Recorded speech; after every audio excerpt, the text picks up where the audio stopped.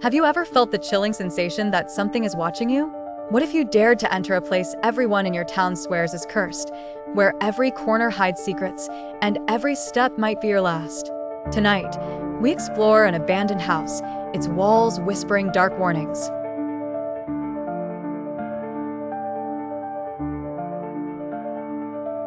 Lucy and her friends had heard the rumors. Growing up in the town, they'd always dismissed them as superstition. It's just an old building, they said. But tonight, something felt different. The air felt charged with a strange energy. Determined to explore, Lucy led her friends toward the entrance. The door creaked open on its own, as if inviting them in. A chill ran down Lucy's spine, but she forced herself to step forward. The others followed. Inside, the house smelled musty, as if untouched for years. Cobwebs covered the corners of the room, and the walls were cracked, the paint peeling. The floorboards creaked under their weight. There was an unsettling feeling of being watched, but every time Lucy turned, no one was there. "Why is it so cold in here?" one of her friends asked, shivering. "Probably just the weather," Lucy replied, though she too felt the unnatural chill in the air. They moved deeper into the house, the silence almost suffocating. They entered a living room where an old portrait hung on the wall. It depicted a family, a man, woman, and child. But something was off. The eyes in the portrait were hollow, and the smile seemed twisted. "That's creepy," one whispered. Lucy felt compelled to touch the painting. As her fingers brushed the glass, a sharp jolt of cold shot up her arm. She jerked back, but the cold lingered.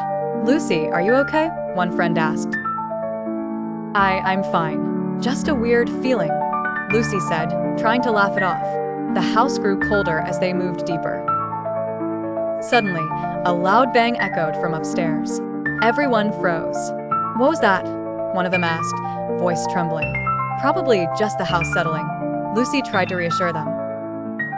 But then they heard it again, footsteps, slow and deliberate, coming from above. They began to climb the stairs, their hearts pounding. At the top, the air was even colder, and a strange whisper filled the hallway. As they approached one of the rooms, the words became clear. "Leave before it's too late." Lucy's blood ran cold. She wanted to turn back, but her legs felt heavy, as if the house itself was pulling her in. Suddenly, the door creaked open on its own, revealing a bedroom frozen in time. The bed was covered in dust, and the curtains fluttered from the wind sneaking through a cracked window. But what froze them in place was the figure standing in the corner. A woman, her back turned to them, her hair long and tangled. She wore an old, tattered dress, and her hands hung at her sides. The presence in the room was suffocating. Who are you?" Lucy whispered. The woman slowly turned around, revealing her face. But it wasn't a face at all. Where her eyes should have been, there were only dark voids. Her mouth stretched wide, far too wide, as though it could consume everything in its path. The air grew colder, and a dark mist began to swirl around her. "Leave, now," the voice echoed from the walls, not her lips. Panic overtook the group. They turned and fled, racing down the stairs.